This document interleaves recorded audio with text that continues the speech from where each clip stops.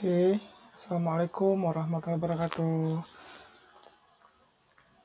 Hari ini kita memasuki materi tentang relasi dan fungsi.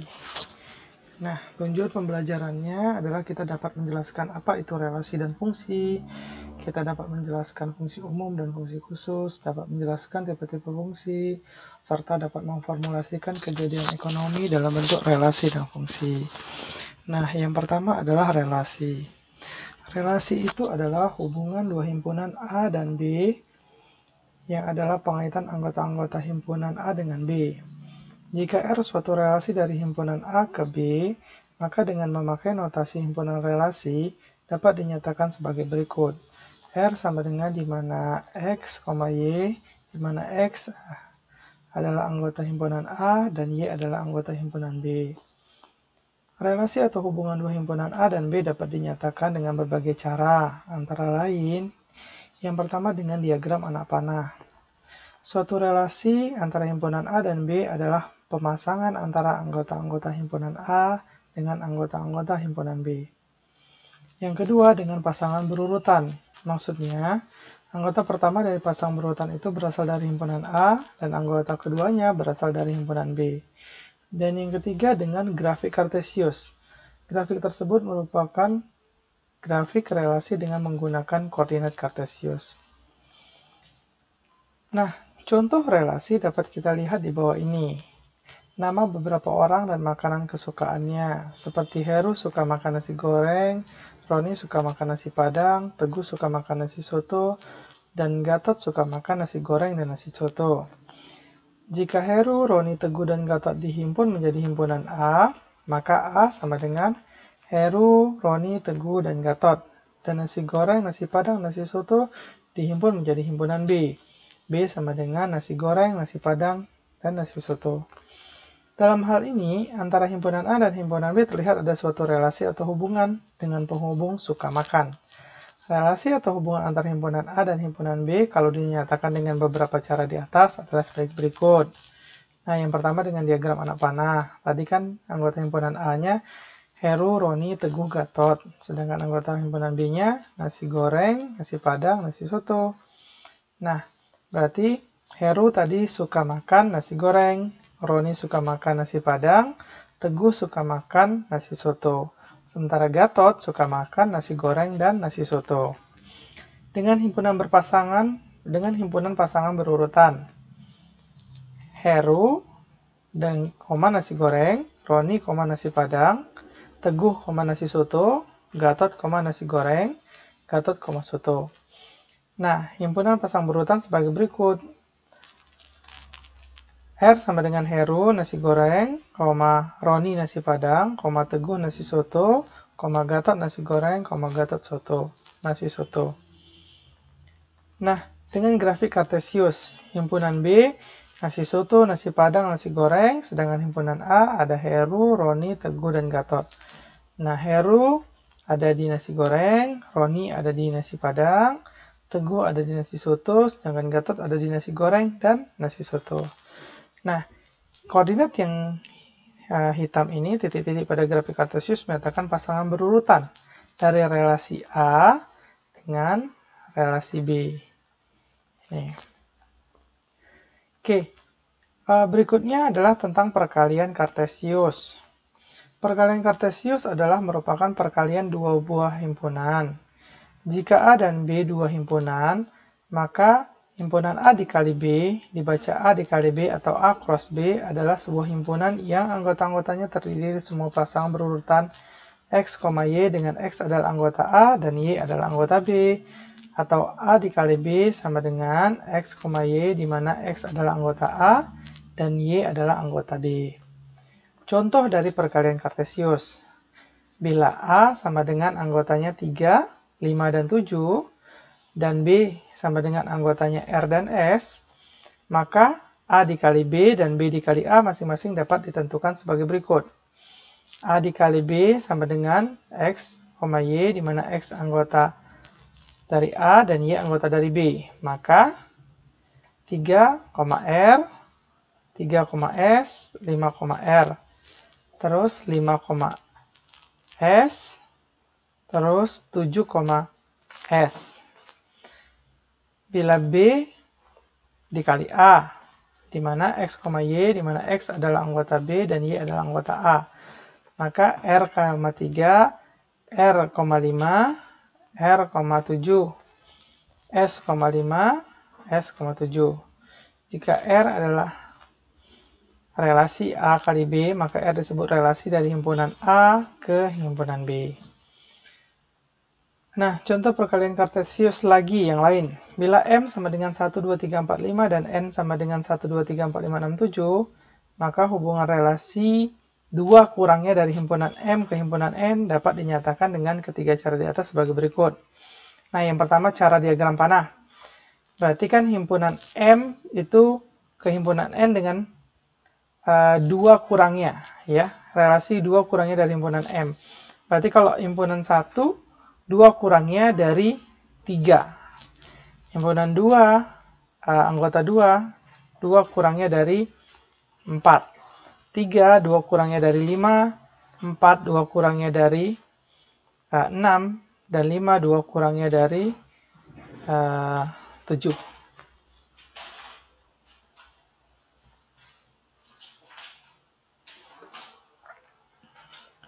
Anak panah menyatakan 2 kurangnya dari, ya. 1, 2 kurangnya dari 3, 2 kurangnya dari 4, 3 kurangnya dari 5, 4 kurangnya dari 6, dan 5, 2 kurangnya dari 7. Oke, ini untuk cara pasangan berurutan sama dan juga grafik kartesius. Nah, selanjutnya kita akan membahas tentang fungsi. Fungsi, apa itu fungsi?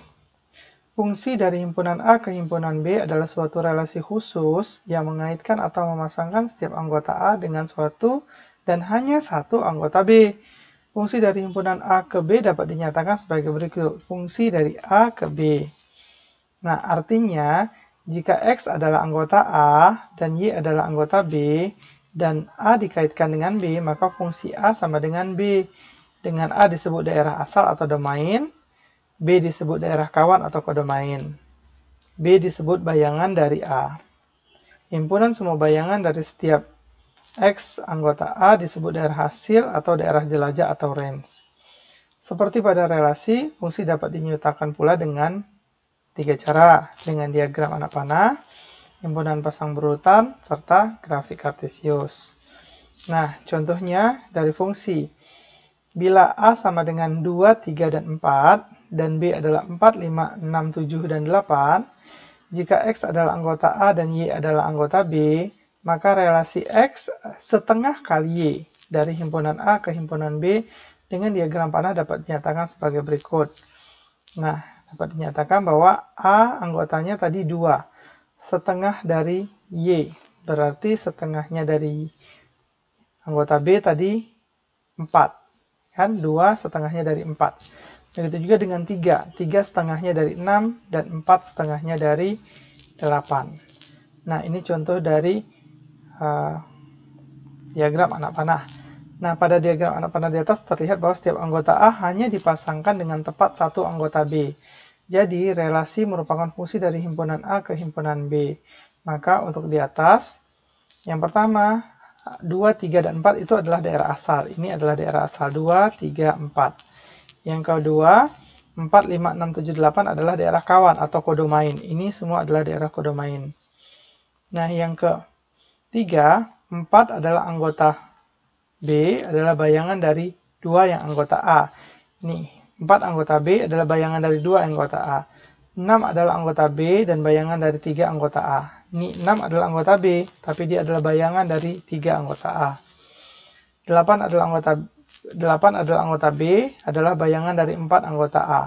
8 adalah anggota B, yang merupakan bayangan dari 4 anggota A. Nah, sedangkan 4, 6, dan 8 adalah daerah nilai atau range. Untuk lebih jelas antara relasi dan fungsi, perhatikan beberapa relasi yang ditunjuk diagram anak panah di bawah ini. Nah, jadi relasi dan fungsi itu yang membedakan adalah kalau relasi pasti ada menyatakan hubungan antara A dan B. Ada hubungan antara A dan B. Bisa saja hubungannya 1 atau lebih. Sementara kalau fungsi, hubungannya masing-masing hanya boleh satu. Ya. Nah, seperti ini adalah suatu fungsi yang A, karena dia hubungannya sama-sama satu. A dan yang B juga suatu fungsi. Nah, sedangkan yang C dan D,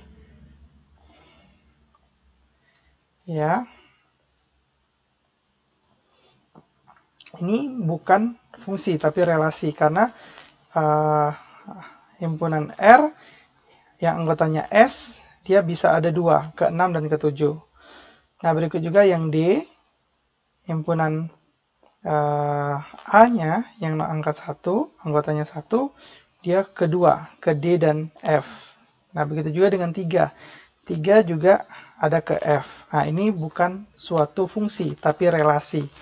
Nah, ini yang namanya fungsi sudah pasti relasi, tetapi yang namanya relasi belum tentu fungsi. Ya, seperti itu. Nah, ini notasi suatu fungsi. Bisa fx sama dengan y, f titik 2x menuju y. Nah, misalkan mengaitkan x dengan 2x tambah 5, maka bisa juga sama dengan fx sama dengan 2x tambah 5, atau ff sama dengan y sama dengan 2x tambah 5. Jadi, fungsi dapat ditulis dengan berbagai cara. Misalnya fungsi f yang wilayah domain dan range-nya adalah himpunan bagian dari bilangan real, dan kaedahnya ditentukan oleh persamaan y sama dengan x pangkat 3 tambah 5, maka dapat ditulis dengan 5 cara. Ya. Nah, ini cara kita menulis suatu fungsi. Yang pertama, y sama dengan x pangkat 3 tambah 5. Cara yang kedua, fungsi dari x sama dengan x pangkat 3 tambah 5. Cara yang ketiga, fungsi titik 2 x, y ialah fungsi pasangan berurutan x, x pangkat 3 tambah 5. Jadi x-nya itu adalah x, y-nya itu adalah x pangkat 3 tambah 5. Gitu ya. Cara yang keempat, f titik 2x, di mana y ialah fungsi yang harganya diberikan oleh fx sama dengan x pangkat 3 tambah 5. Atau cara yang kelima, kita bisa tulis x, y titik 2y sama dengan x pangkat 3 tambah 5. Ya. Itu cara menulis sebuah fungsi. Dari kelima cara penulisan fungsi itu, yang lazim dipakai biasanya adalah cara 1 dan cara 2, karena lebih singkat. Nah, untuk fungsi dinyatakan sebagai fungsi x, y, x dan y disebut perubahan atau variabel. Himpunan nilai x tersebut berperan sebagai domain.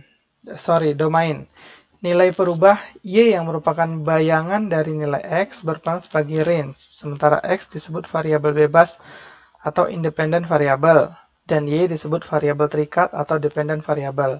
Ini berarti nilai fungsi x, y, atau y sama dengan fx ditentukan oleh nilai x. Nah, nilai suatu fungsi. Bila suatu fungsi x tertentu disubstitusikan ke dalam rumusan suatu fungsi y sama dengan fx, maka diperoleh nilai fungsi tersebut atau nilai y pada nilai x tersebut. Bagi suatu fungsi yang mengandung dua variabel atau perubah, bila nilai variabel atau perubah bebasnya tertentu, maka nilai variabel atau perubah terikatnya dapat ditentukan pula. Nah, nilai variabel atau perubah bebas boleh ditentukan sembarang yang akan menentukan nilai variabel atau perubah terikatnya.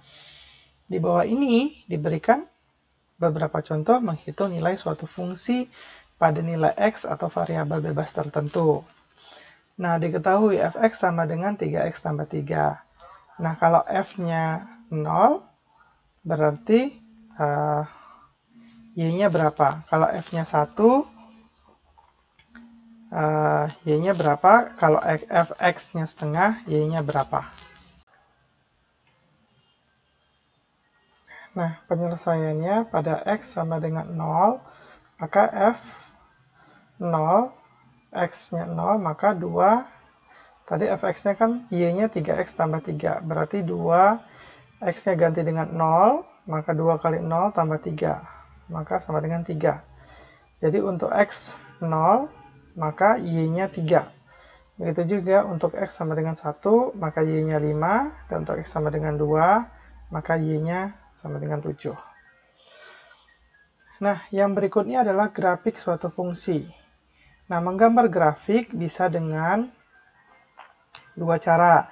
Yang pertama, menentukan dan menghubungkan titik-titik yang dilalui kurva. Titik-titik yang dilalui oleh kurva merupakan himpunan pasangan berurutan antara variabel bebas dan variabel terikat atau nilai fungsinya. Yang kedua, menentukan dan menghubungkan titik-titik penting kurva.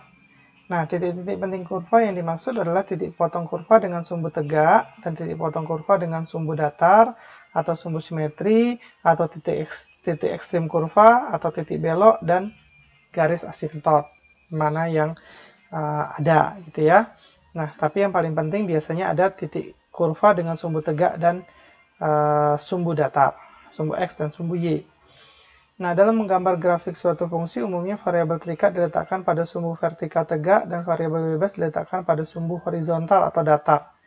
Di dalam buku ini, terutama dalam penerapan fungsi dalam ekonomi secara konsisten, variabel terikat diletakkan pada sumbu vertikal dan variabel bebas diletakkan pada sumbu horizontal.